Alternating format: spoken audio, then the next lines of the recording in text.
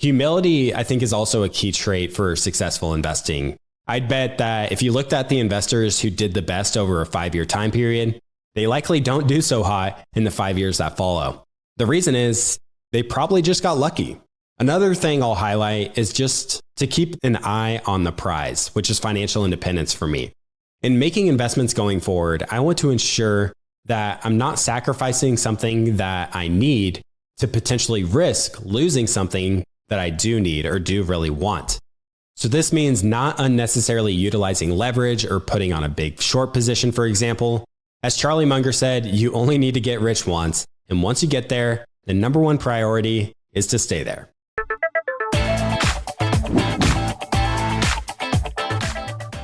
Before we dive into the video, if you've been enjoying the show, be sure to click the subscribe button below so you never miss an episode. It's a free and easy way to support us, and we'd really appreciate it. Thank you so much.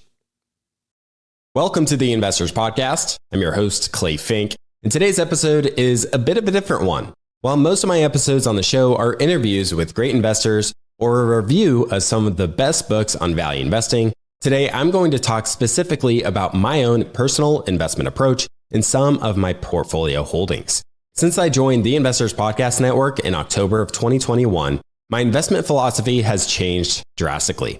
That's not to say that I found the magic formula or the quote unquote right way to invest, but I've discovered an approach that I feel suits my skill set and temperament, even though oftentimes I feel like I have no idea what I'm doing. I don't analyze equities full-time or manage my portfolio full-time like many of the guests here on the show. So sometimes I feel like I'm in a boxing match with one arm tied behind my back. Let's kick this episode off by saying that none of this should be taken as investment advice. Please consult an advisor before making investment decisions. So with that out of the way, let's get started. I first got into investing when I was around 18 years old, and ever since then, I've been enamored with the idea of making money by simply outthinking other people.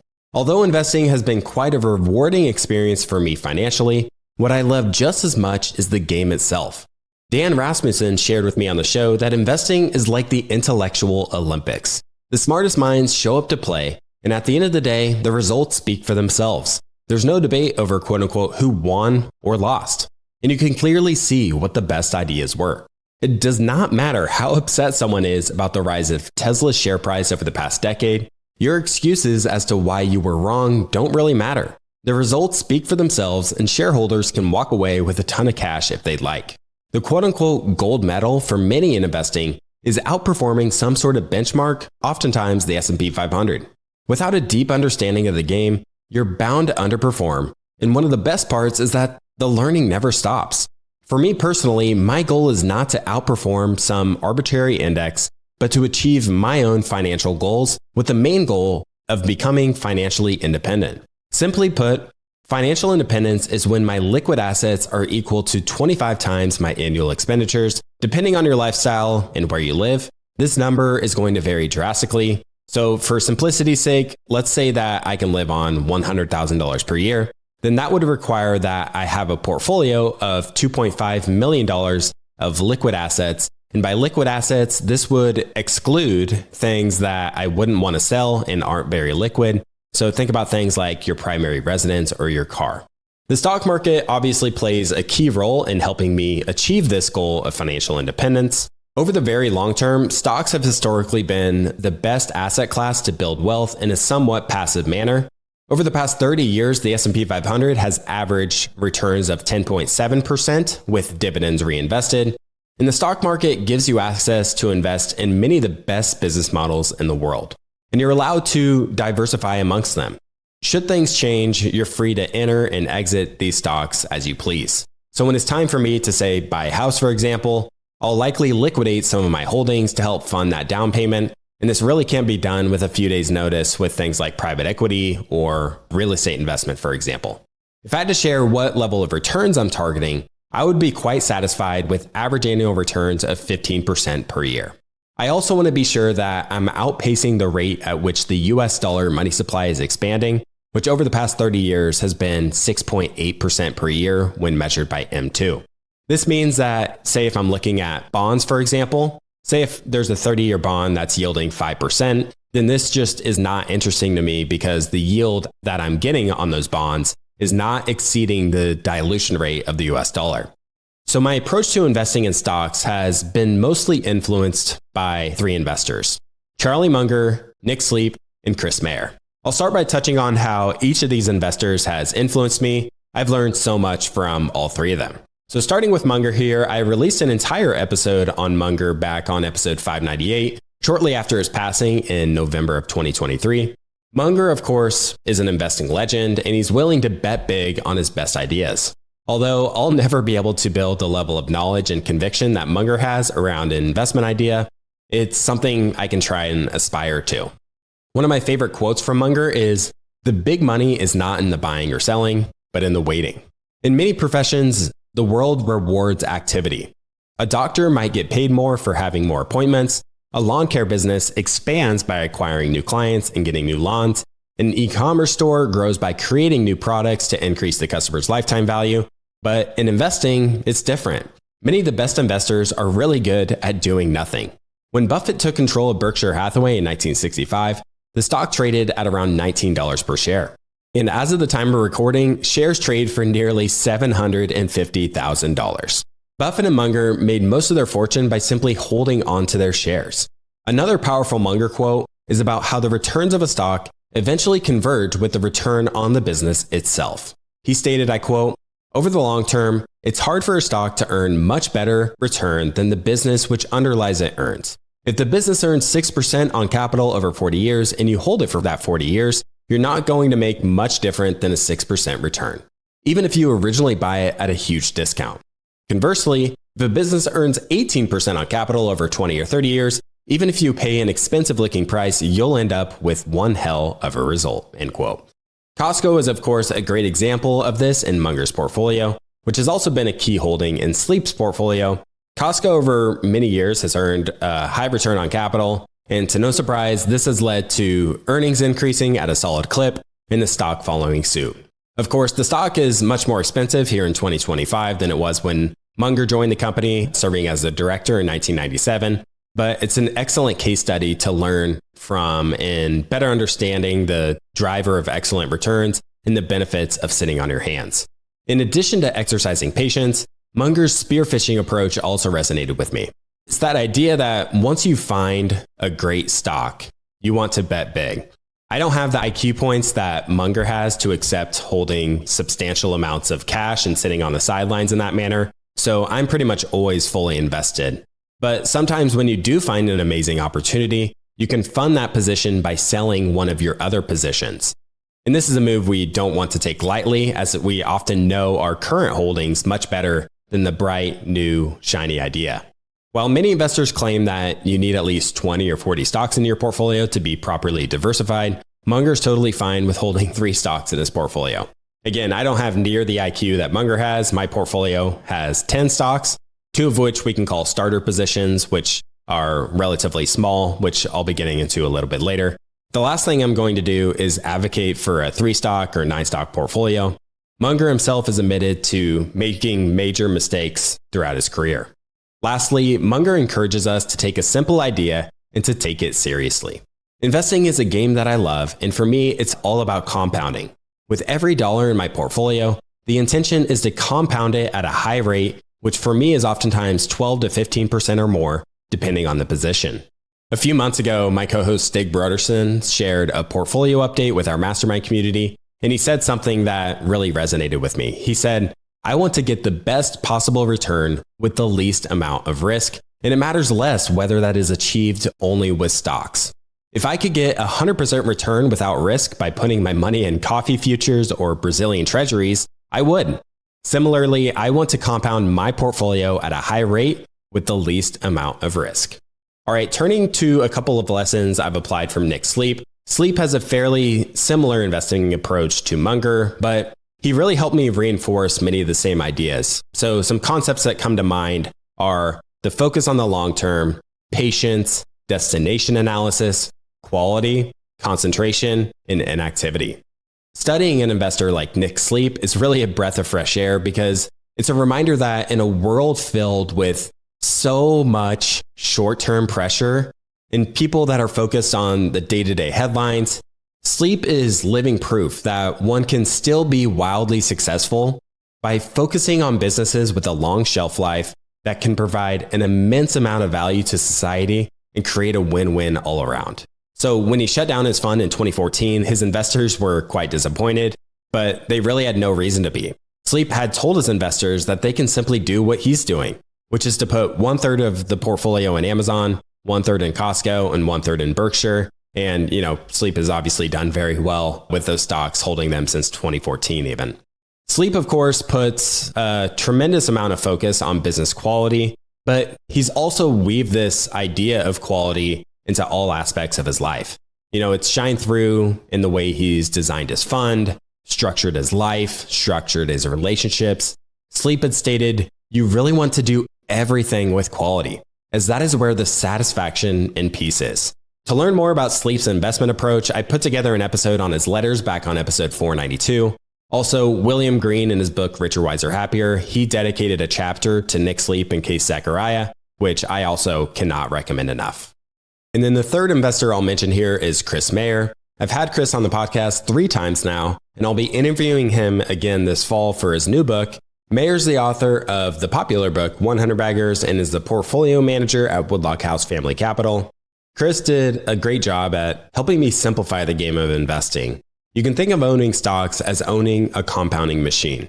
Some machines are going to compound at very low rates or maybe even negative rates. Some machines are going to compound at really high rates. And this might oversimplify things in some cases, but I like to think about how the level of compounding is largely driven by the return that the business generates and how much capital is able to be reinvested to generate those returns. So let's take a company like Costco. Let's say that when Costco builds a new warehouse, they're targeting a 15% return on investment from building that store. So they take the cash that their existing stores generate and use that to go out and build new stores. But Costco is like many businesses in the sense that they aren't reinvesting 100% of their earnings. Let's say that in this case, they reinvest half their earnings, and the rest is paid out as a dividend at a 1% yield here for simplicity's sake. So half the cash flows are reinvested at 15%, which for shareholders generates a 7.5% rate of compounding. Then you have the 1% dividend, and then you also have the organic revenue growth on your existing store base. Let's say that's 2.5% in this example. So if we add all these numbers together, that gives us approximately an 11% rate of compounding for shareholders, not taking into account the starting valuation. Now, when you look at different businesses, you're going to find different reinvestment rates, different returns on capital, and each company's durability of returns is going to be different. Back in early 2023, I looked at Constellation Software. This was a business that was reinvesting all of their cash flows at more than a 20% return, and the stock was trading at around 30 times free cash flow. So I looked at Constellation, I saw a rate of compounding of 20% or more. If it turned out that they were starting to reach their limit of how much they could invest, then their returns would gradually decline to say 15% and eventually 10%, but they didn't show any indication that that would happen over the next few years. Fast forward to 2025, they're still reinvesting everything. The stock has seen some multiple expansion as they've showcased their ability to continue to do larger deals, put hundreds of millions of dollars to work. And their revenue growth in 2024 was nearly 20%. So far, so good. On the flip side, my investment in Evolution AB did not fare as well. As their growth gradually declined, the market punished the stock severely. Thankfully, I managed to exit my position at around 970 Swedish kroner. And it's an example that if you miss the mark on the assessment of the quality of the business, then the market has the potential to hand you a 50% drawdown or more after re-rating the stock. But the story of Evolution certainly hasn't reached its conclusion, so we'll see how that one plays out over the next few years. Anyways, so that is one helpful mental model I've picked up in simplifying how to think about businesses and the rate at which they're compounding and the durability of that rate of compounding. To a large extent, I've cloned a lot of what Chris likes to look for investing in companies. This includes high return on capital and high rates of compounding, oftentimes 15% or more, a long runway to grow and reinvest back into the business, a strong competitive moat in order to maintain those high returns, managers with high insider ownership and skin in the game. Ideally, they are founder-led, and a conservative balance sheet. Chris especially helped me shed light on the importance of owner-operators with skin in the game, Having that strong leader navigating the ship seems to be especially important since they set the direction of the company and play a key role in impacting the culture. Investing alongside owner-operators with skin in the game ensures that you help avoid the agency problem where the interest of the manager is at odds with the interest of the shareholders. Once management has a significant share ownership, you then become partners, and what's good for them is good for you, and vice versa. As a general rule, people with their own wealth at risk tend to make better decisions than those who are hired guns. My investment philosophy is also highly influenced by a study by Hendrik Bessembinder, who I had on the show back on episode 667. His study titled "Do Stocks Outperform Treasuries?" found that from 1926 through 2016, just 4% of stocks accounted for all of the net wealth creation over that time period. Said another way, a select few stocks in the market deliver the vast majority of the gains. Going through such a study is a humbling experience and a reminder of just how hard it can be to pick winning stocks and generate good returns through stock picking. So my takeaway is, first, I want to try and own the best of the best businesses.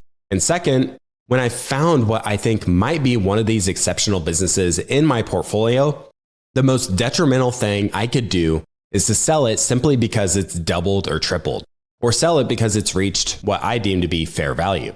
Too often, the biggest mistake that an investor can make is to sell a great business too early.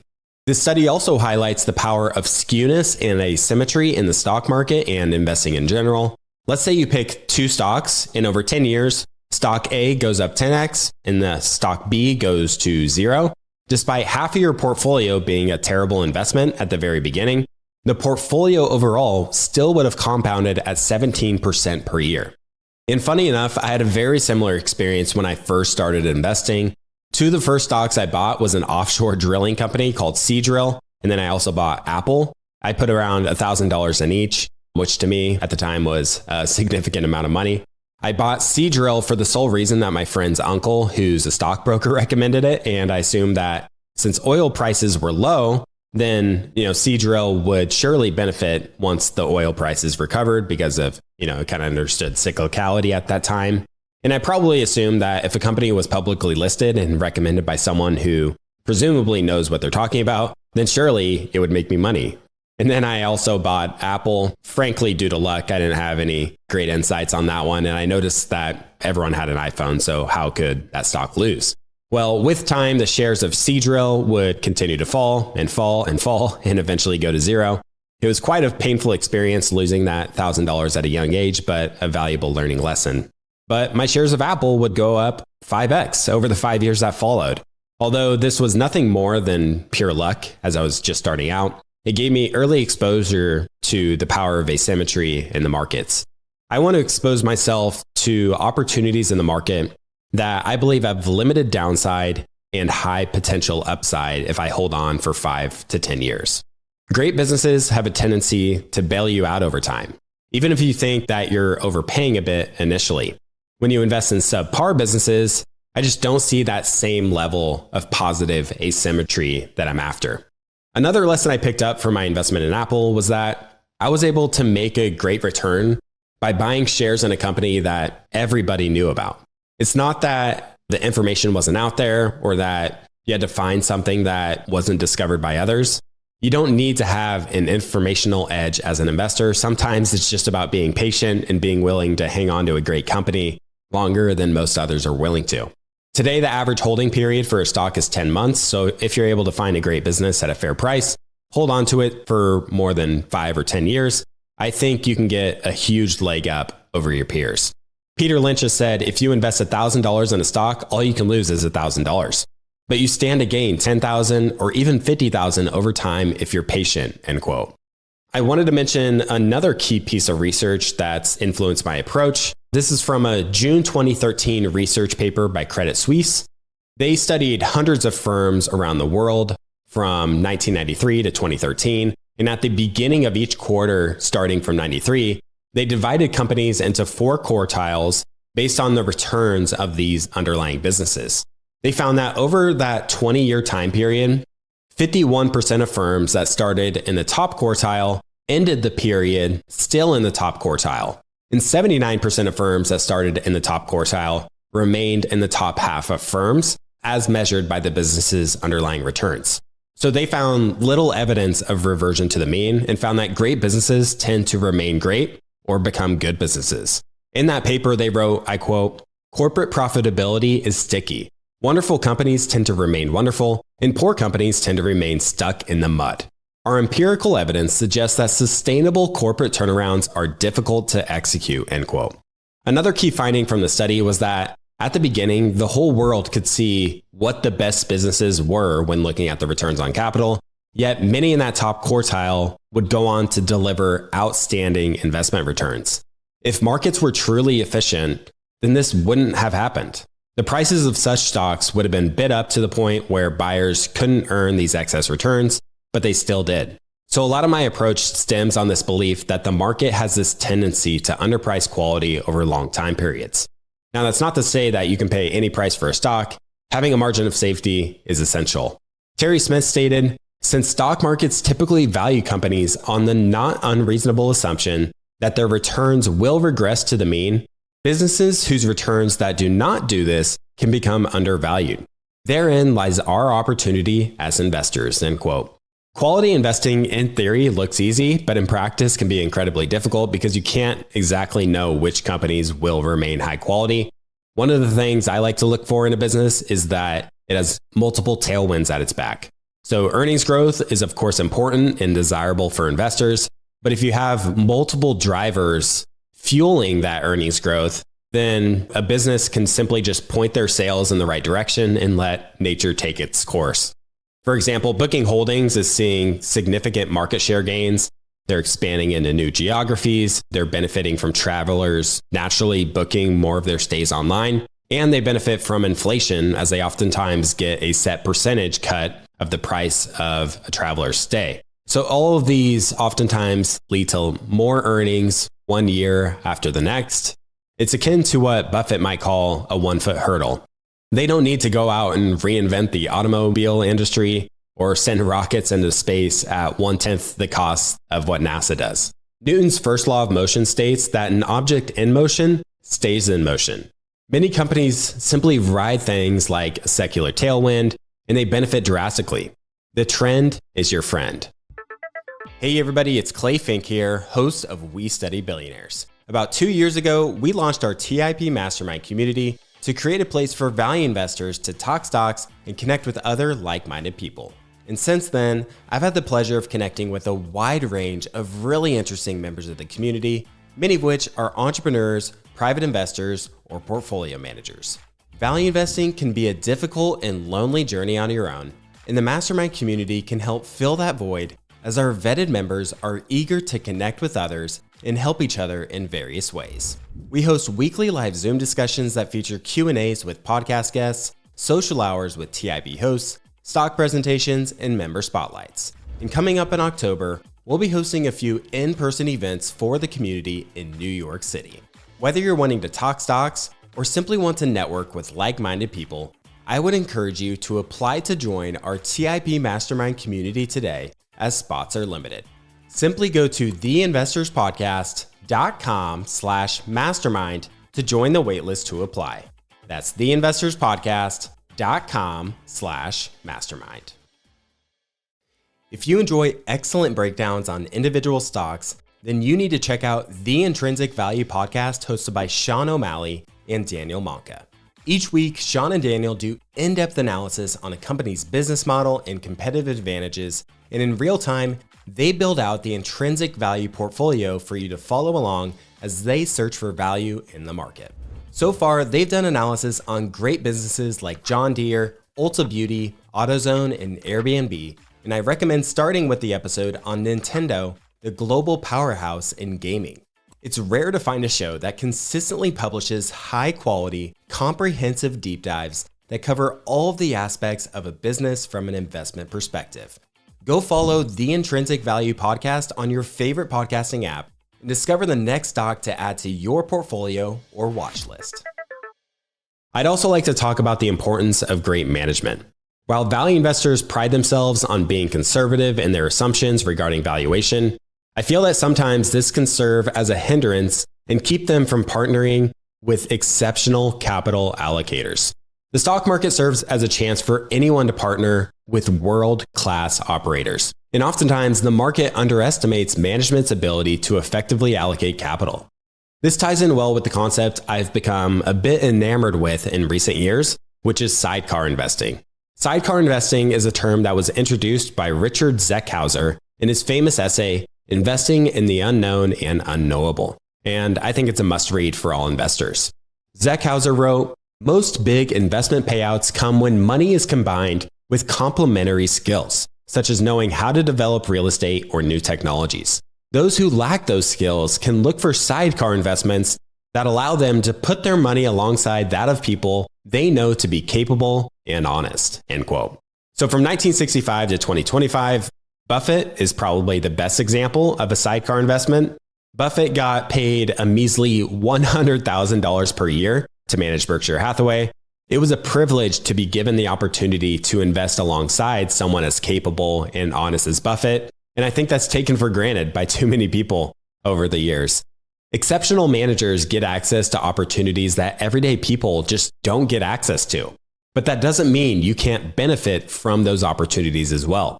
For example, Buffett got access to an extremely profitable deal with Goldman Sachs preferred stock and common stock warrants during the Great Financial Crisis. So not only did Buffett benefit greatly from that deal, but all of Berkshire's shareholders did as well. Zeckhauser advises that when the opportunity arises to make a sidecar investment on favorable terms alongside such capable and honest individuals, we should not miss it. It also ties into the idea that success begets success, or wealth begets wealth. Someone as smart and well-connected as Mark Leonard has a tremendous amount of resources and access to deals at his disposal. Most don't stand a chance going against him toe-to-toe, but by simply buying shares in his company, you get to participate in that inherent advantage. It's not something you find in a line item on the balance sheet, but it's an asset that is very real. Additionally, a formal regulatory environment helps reduce the risk for outside passive minority shareholders. The world is a chaotic and unpredictable place, and by partnering with exceptional managers, you are betting on the smartest people in the world being able to navigate through such choppy waters. Capitalism is brutal, and management must know how to navigate the storm. However, we should never forget that no one creates a stock just so you can make money.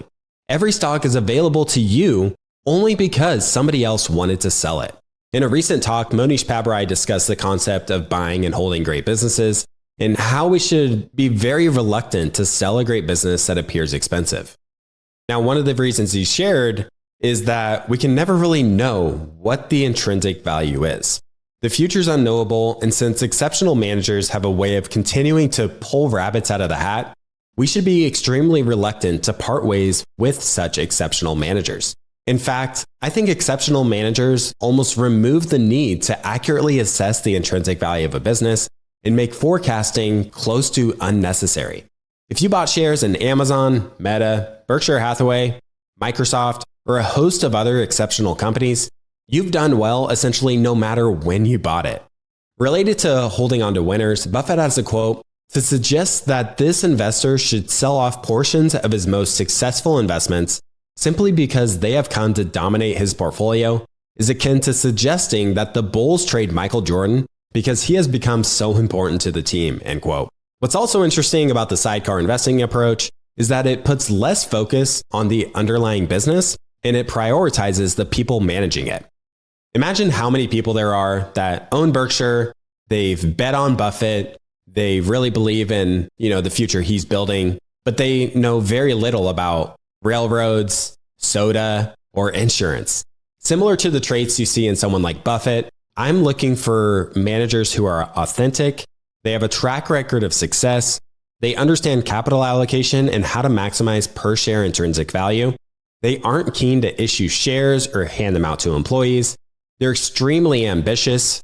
Being a CEO is much more to them than simply earning a living, and they have skin in the game.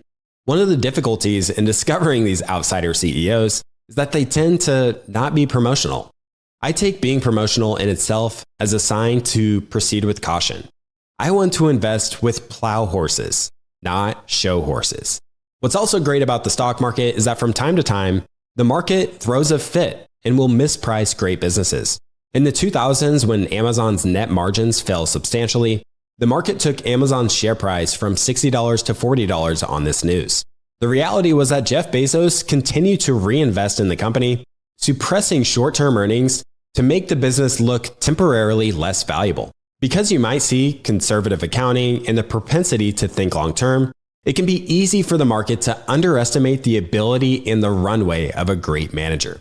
A friend and a fellow sidecar investor shared another theory with me. He said that the market undervalues great managers because the value they create can be lumpy and unpredictable. And markets do not like lumpy and unpredictable. I always like to say that great businesses tend to surprise to the upside, while subpar businesses tend to surprise to the downside. Despite the popularity of William Thorndike's book, The Outsiders, a people-first investment approach isn't all that popular and unlikely to become too crowded.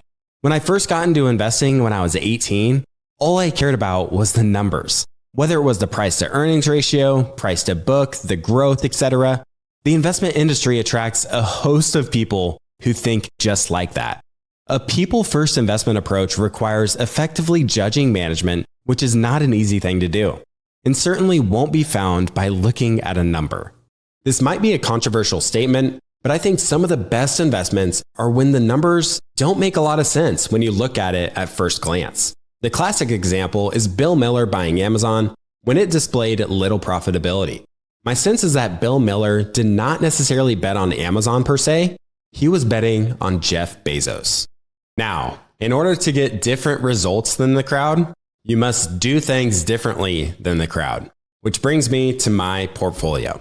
The first thing I'll say here is just reiterate that none of this is investment advice.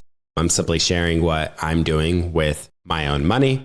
And when looking at all the positions, know that my cost basis might be much different than the current market price, either up or down. The vast majority of my portfolio can be put into two buckets. I have my hard money bucket, which primarily consists of Bitcoin, and I have my bucket that consists of high quality equities. So starting with the first here briefly, I don't really have anything new to say about Bitcoin. It's a core part of my portfolio, and I got interested in it thanks to TIP, which first started producing content about it all the way back in 2015 when it was trading at around $200 a coin. It's still out there online, and you'd be able to find the episode if you're interested in checking that out. I started adding in size to Bitcoin relative to my net worth in 2020. And since then, the average annualized return of the asset is north of 60% per year. That's 60. And it goes without saying that past performance does not necessarily translate to future returns. As of the time of recording, my cost basis is around $24,000 per coin. And I plan to continue to dollar cost average into the asset as long as I expect it to help me reach my financial goals. I have no clue what Bitcoin's going to do in the short term. It feels like the analysts in the space are as wrong about price forecasts as anybody, but the long-term thesis to me is compelling. If you'd like to learn more about Bitcoin, then I would simply point you to Preston Pish's podcast, Bitcoin Fundamentals, which has really been an indispensable resource for me. And then Jeff Booth and Lynn Alden, they also have been instrumental in how I view the asset. They do a lot of podcasts and have done some great work in terms of books and whatnot. Turning to the second bucket, we have high quality equities. As of the time of recording, I owned 10 individual stocks here in June 2025. Topicus is my top position. Dino Polska used to be number 2, but I actually just sold half of it to buy a new name in Poland that is in the Constellation Software universe. That now makes Lumine my number 2 position. Constellation Software is number 3. And then I own Booking Holdings and a few microcap and small cap stocks, many of which I'm not able to mention here on the podcast just due to the size of our audience. And we don't want to influence the market at all just due to the low amount of liquidity in some of these names. So I've discussed Topicus, Constellation Software, and Dino Polska on the podcast in past years here on the show. And just recently, I published a YouTube video on Lumine. So I've discussed many of these names publicly already. I also just did the episode on Booking Holdings with Kyle a month or two ago, and I'll be sure to get all those linked in the show notes for those interested. And typically when you just search the names on the podcast app or YouTube, you should be able to find them as well. The Constellation software family of companies is obviously a core part of my overall portfolio. To someone that's new to these companies, I would describe them as the Berkshire Hathaway of software. They're extremely rational and disciplined with capital allocation. They're very shareholder friendly and are able to compound free cash flows in a predictable and consistent manner. Just as Nick Sleep was comfortable sitting on Amazon, Costco, and Berkshire for 10, 20 plus years, I feel quite similarly about these companies. Constellation's run by one of the greatest capital allocators in the world, Mark Leonard. He started the company in 1995, and he's grown it to a market cap of $74 billion today by just continually acquiring vertical market software companies.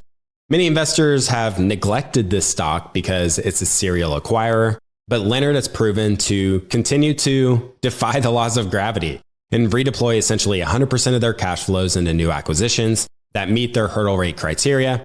And Topicus and Lumine take a very similar approach with a few caveats. These are both spinouts of Constellation.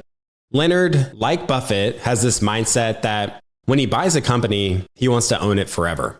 This speaks to his long-term thinking and the culture he wants to build at Constellation. They're also similar to Berkshire in the sense that once they acquire these businesses, oftentimes they're very decentralized. They take a very hands-off approach. They incentivize managers of these businesses to achieve high returns on capital and generate some organic growth. Leonard's also been very candid in his past shareholder letters to help investors understand the company at a deeper level. I personally wish he still wrote these letters like he used to, providing updates on the business, but management still shares their thoughts and they answer questions at the annual meeting, which I find to be quite valuable. The big question I have with the Constellation family of companies is how AI ends up impacting vertical market software long-term. Some people have told me that VMS will be a low-hanging fruit for AI to disrupt. And then there's someone like the member in our mastermind community that's a former portfolio CEO at Constellation. He believes the opposite. He thinks that AI could actually be beneficial to many VMS businesses. Time will tell how this ends up playing out, but so far it doesn't seem to be an imminent threat. These companies all seem to be thriving to me. Serial acquirers also, in general, play a big role in my portfolio. It's not lost on me that most acquisitions destroy shareholder value, which can keep many investors away from serial acquirers, but there are some managers who are very good at understanding how to create value through acquisitions. I recorded an episode with Nicholas Savas on episode 713 for those interested in learning more about these types of businesses. A relatively smaller portion of my portfolio is in microcaps and small caps. These can sort of be a double-edged sword. On the one hand, you can have very large mispricings in this arena, but on the other hand, it can be more difficult to get all the information that you would be able to get on a bigger name, such as like Booking Holdings, for example. Massive company. The mispricings can exist in this arena for a number of reasons. First is that many institutions might have a mandate that they can't own a stock below a certain size or own something that's within a certain geography. So for example, many value investors have started going hunting in Japan because overall that market seems to be trading lower than the US, for example. I recently purchased a microcap SaaS company that is based in Japan. And here's some of the characteristics of this name. The two co-founders own over 68% of the shares, likely making the stock too illiquid for the vast majority of institutions. They're the leader in their niche, and they actually recently just acquired their only significant competitor. Their customer churn rate is below 1% quarter after quarter. They're growing their top line revenues by 15% per year and EBITDA by 20% per year. And the stock is trading at below 10 times owner's earnings.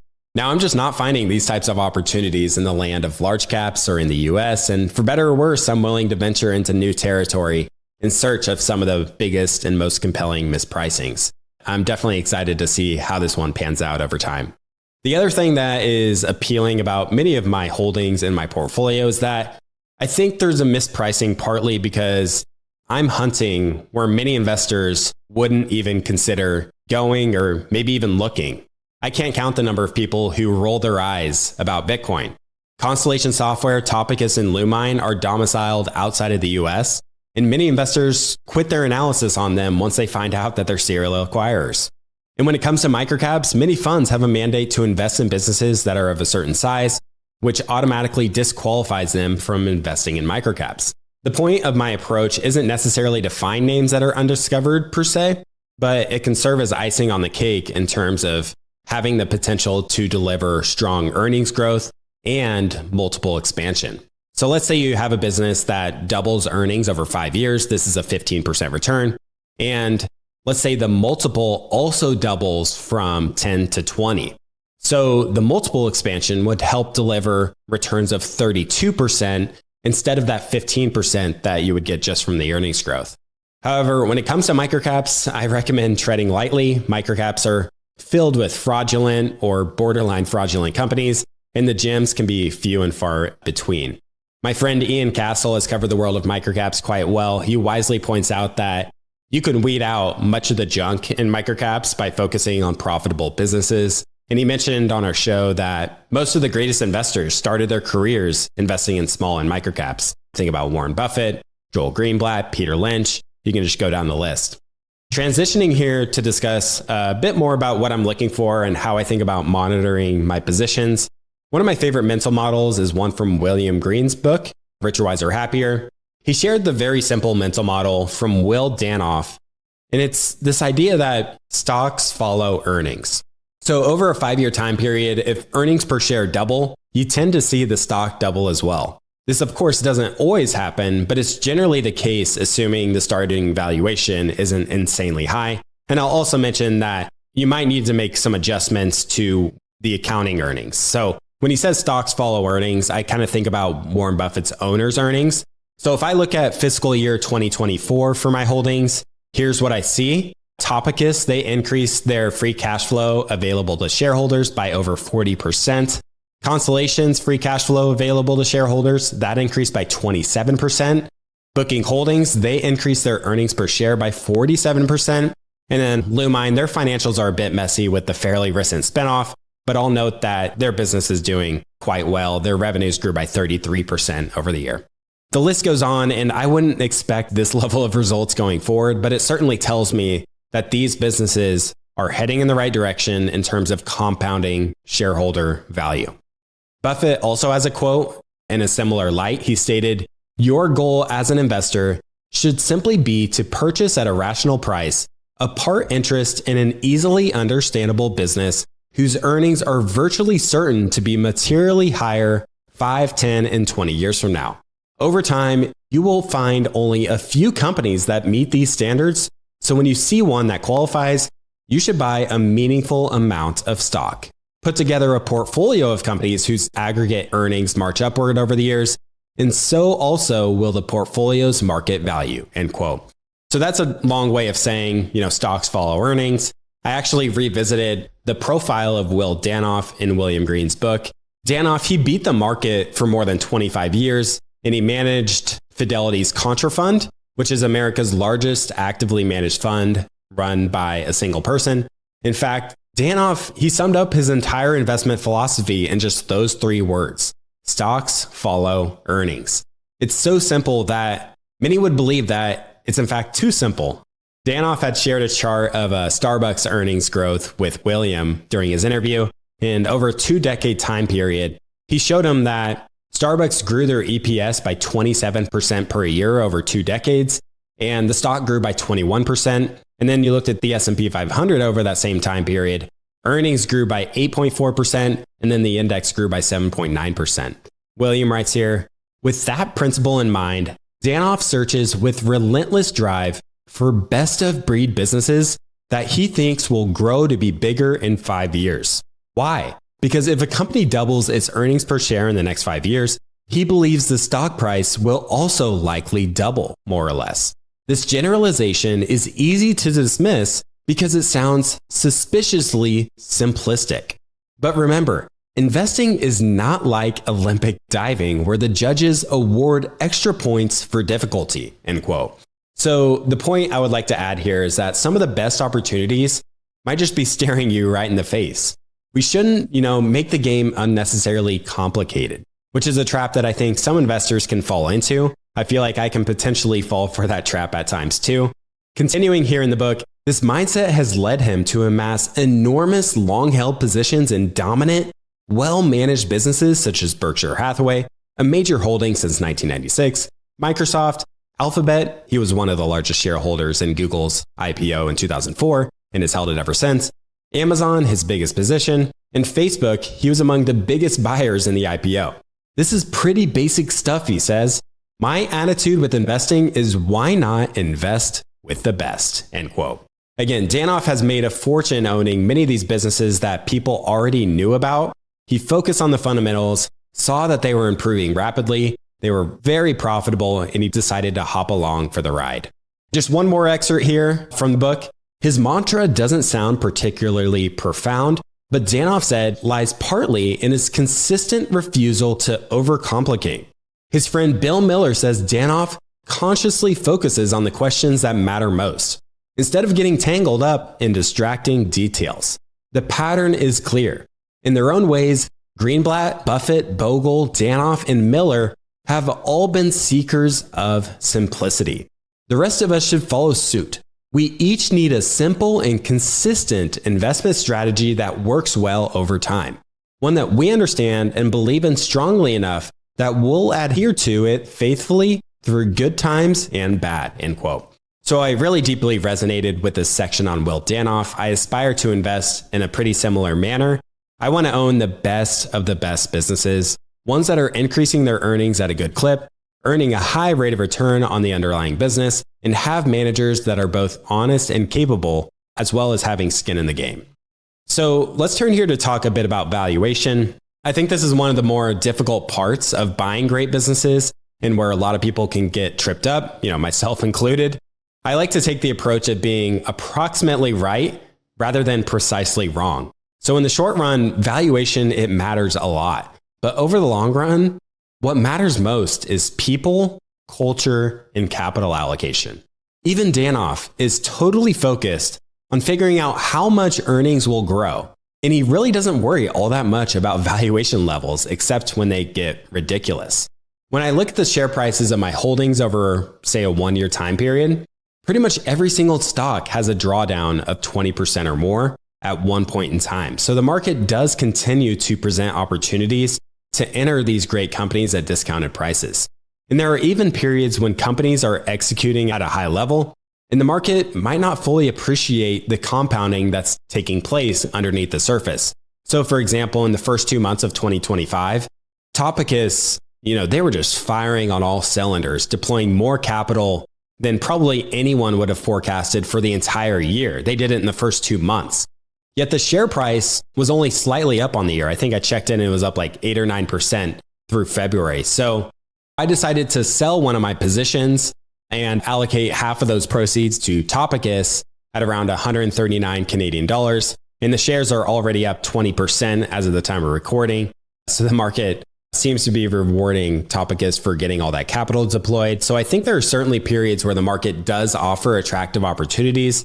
So if someone had looked at a business like Topicus, they likely would have considered it, quite expensive without considering what was happening in recent months within the company and all the capital they put to work at high rates. So in my view, it's well worth paying up for quality because quality companies are worth significantly more than your average company. As long as you're investing for the long term, say 5 years or more, then most of your attention should likely be on the quality of the business and the quality of the management rather than pinpointing the exact valuation. However, if you're investing in something like a cyclical or a deep value play, then yes, valuation is likely of utmost importance, but that's just not the game I want to play. Ironically, Ben Graham, the father of value investing, he himself made most of his money by owning high quality businesses, even though 99% of his attention was on being a valuation focused investor and finding the statistically cheapest securities he could find. Graham invested $712,000 in Geico in 1948, and by 1972, that position was worth $400 million, giving him a 500 bagger. He wrote, ironically enough, the aggregate of profits accruing from this single investment decision far exceeded the sum of all the others realized through 20 years of wide-ranging operations in the partner's specialized fields, involving much investigation, pondering, and countless investment decisions, end quote. So not only is buying and holding higher quality businesses more profitable, it also comes with less time, energy, and stress invested. What you might also notice about my portfolio is that I tilt pretty heavily towards software companies.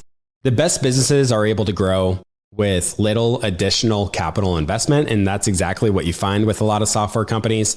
If you just think about a basic subscription model, it might generate high margins, have sticky customers. They might be able to tick up prices by, say, the inflation rate, let's call it 3% per year to keep up with inflation. And then your expenses remain relatively fixed. To date, my returns have far exceeded that of the broader market, which I would honestly mostly attribute to luck. Everyone looks like a genius in a bull market, and we can't underestimate the impact that just being in the right place at the right time can be. Recognizing the role of luck is essential to keep your head during the good times and keep your ego in check.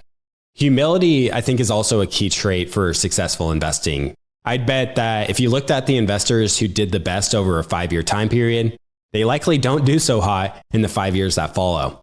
The reason is they probably just got lucky. Another thing I'll highlight is just to keep an eye on the prize, which is financial independence for me. In making investments going forward, I want to ensure that I'm not sacrificing something that I need to potentially risk losing something that I do need or do really want. So this means not unnecessarily utilizing leverage or putting on a big short position, for example.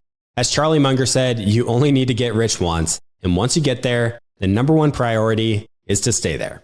Having a few big wins can make one feel invincible and like nothing can go wrong. And putting humility aside and betting bigger on the next investment is what could lead to a catastrophic outcome. So there's a difference between getting rich and staying rich. Staying rich is about recognizing that things are always changing and absolute certainty never exists in the world of finance. Lastly, I wanted to include a section here on the importance of simplicity. As I mentioned, I don't really have time to analyze and research stocks to the same degree that others in the industry might have. So it's essential that I take an approach that enables me to know and follow the businesses closely enough and not require really too much activity and in and out trading and whatnot. Part of simplicity is being able to easily say no to most things. Buffett said, the difference between successful people and really successful people is that really successful people say no to almost everything. So there are thousands of investable ideas at any given time. Most will be mediocre and a few might be compelling from time to time. If there's a reason I can't fully trust a management team, if the growth or return on invested capital doesn't meet my threshold, or if there isn't clear evidence of a moat, then it's totally fine to just pass on the opportunity. It's easy to be overwhelmed with the number of options that we are presented in the world of investing. You have options, ETFs, active versus passive, growth, momentum, technical analysis, macro forecasting, and many more alternatives. I've simplified my approach by simply sweeping my excess cash flow each month into my 2 buckets of investments. I don't market time, and in my equities bucket, I put the cash to work in what I believe is the most compelling opportunity at the time. I look back at some of the great investors I've interviewed over the years, think Francois Rochon or Joseph Shaposhnik here on the show. And one of the things that I just love so much about their approach is that it's really pretty simple. They buy what they believe are great businesses at fair prices and hang on to them for the long run. Rochon made the comment to me a few months back that the average holding period in his fund is 8 years. In a similar light, in his 1977 letter, Buffett laid out the 4 simple criteria for selecting any stock. First, he wants a business he can understand. Second, with favorable long-term prospects. Third, operated by honest and competent people. And fourth, available at a very attractive price. One of the unfortunate things about the financial services industry is that they have a tendency to not favor simplicity. Wall Street wants to create new, quote-unquote, innovations like collateralized debt obligations and credit default swaps. Many people in the industry who manage money, I think, feel the need to create complexity to try and justify their excessive fees for underperformance. If investing seems simple, like buying a low-cost index fund or exceptional businesses and holding them for the long run, it becomes harder to charge 1 to 2% annual fees. By layering in jargon like alpha, beta, factor tilts, tactical allocation, institutions can create the illusion of expertise and control. As Joseph Shaposhnik mentioned to me in the episode a couple weeks back, much of the financial industry's incentives are broken and play against the investor's interests. And just for fun, I just went to CNBC's website to see what the top headlines are as I'm typing up my notes for this episode. And here I'll read some of the headlines of what you're seeing in some parts of the financial industry and the media. So the very first headline, the very first one, it reads, "Here are the 3 reasons why tariffs have yet to drive inflation higher." Another headline here, "This coffee chain's shares could see a buyable pullback according to the charts." And then one more, "Yellen expects Trump's tariffs will hike inflation to 3% year over year." And not to be rude or call out CNBC, as this is really par for the course for major finance publications, but these articles just seem like a total waste of time to me. That's not to say that there aren't some people in the financial world or at CNBC who are doing good for others, adding value to their customers and charging a fair rate for their services. I think on the flip side, some investors, like I mentioned earlier, they can fall into the trap of overcomplicating things and sometimes overthinking it. The investment industry naturally attracts some incredibly smart people. And I see some of them be the first ones to discover an incredibly good opportunity that's enormously undervalued. They might buy the stock, watch it double, and then sell out because they think it's at fair value, only to watch it double or triple again. Time and time again, investors with much more experience than me tell me that their biggest mistake was selling a winner too early. But it's easy to do the smart thing and manage risk more effectively by selling your biggest winners because they've reached fair value. I'll never forget the line that Moni shared, which is that we can't really know what the business's true intrinsic value is. Even by conservative measures, we can be off by a factor of 5 or 10 for the best businesses. This is one reason why I don't get too keyed in on building a complex spreadsheet to determine the appropriate valuation. For me, really the key variables are owner's earnings, the reinvestment rate, return on incremental invested capital, and the length of the runway. And then you also consider the different growth for each segment and other nuances that materially impact the math. But other than that, much of what's included in a complex model is a rounding error to the intrinsic value, which again, we can never truly know since it's a concept that's essentially made up in our minds. Even when considering these numbers, it's about being approximately right, knowing that the great management team can pull levers in the business that you didn't even know existed or were even possible. Some might wonder, if your investment approach is so simple, what sort of edge can you have? What knowledge or skills would you have to beat the index while 90+% of active managers fail to do so? And you're also up against an army of analysts and algorithms on Wall Street. Bill Miller is well known for saying that there are 3 edges an investor can have: informational, analytical, and behavioral. In terms of information, everyone has access to the company's filings and the internet, made information widely accessible to everyone. I don't believe I necessarily have an informational edge or an analytical edge, so that really leaves behavioral. The biggest edge I think individual investors can harness is patience. I generally think that humans are biologically hardwired to be impatient. And most market participants aren't willing to look out 5 years on a great business with an optically high PE. While Wall Street's focused on how tariffs will impact the market this year, what direction the index is going to go this year, and how much of the Magnificent Seven they should own in their portfolio to ensure they don't lag too much behind the index, I can simply focus on finding and holding best-of-breed companies run by honest and capable managers. Many active managers can be at a disadvantage because half of their job is people management, in addition to asset management.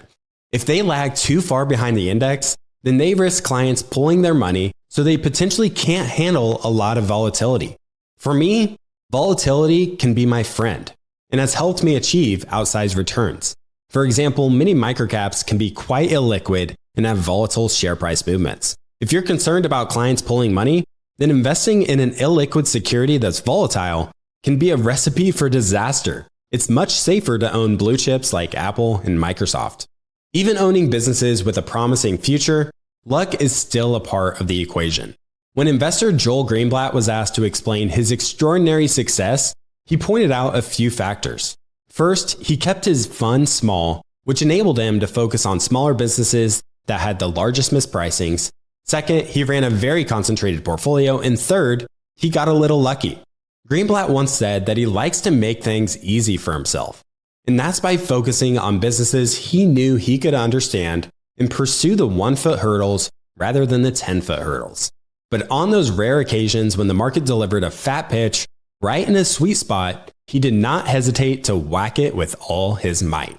In William Green's book, Richer, Wiser, Happier, he shared 4 lessons in his chapter titled, Simplicity is the Ultimate Sophistication.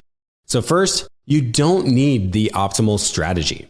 You need a sensible strategy that's good enough to achieve your financial goals. Second, your strategy should be so simple and logical that you understand it, believe in it to your core, and can stick with it even in the difficult times when it no longer seems to work. And third, you need to ask yourself whether you truly have the skills and temperament to beat the market. And finally, fourth, it's important to remember that you can be a rich and successful investor without attempting to beat the market. I think that's a good note to end this episode on. So that wraps up the episode on my investment approach. Lastly, I wanted to also highlight an event that TIP is hosting this fall in the mountains of Big Sky, Montana in September of 2025. This event is called the Investors Podcast Summit. We'll be gathering around 25 listeners of the show to bring together like-minded people and enjoy great company with a beautiful mountain view. We're looking to attract thoughtful listeners of the show who are passionate about value investing and are interested in building meaningful connections and relationships with like-minded people. Many of our attendees will likely be entrepreneurs, private investors, or portfolio managers, and each attendee will be vetted by TIP. I'm thrilled to be hosting this special event for our listeners, and I can't wait to hopefully see you there. On our website, we have the pricing, frequently asked questions, and the link to apply to join us. So if this sounds interesting to you, you can check it out at theinvestorspodcast.com/summit. That's theinvestorspodcast.com/summit. Spots are limited, so be sure to apply soon if you'd like to join us. So with that, thank you for your time and attention today, and I hope to see you again next week. Munger believes that an investor can make better decisions by tuning out folly and swatting away unimportant things so your mind isn't cluttered with them. You're better able to pick up a few sensible things to do, said Munger. Focus enables both simplicity and clarity of thought, which in Munger's view leads to a more positive investing result.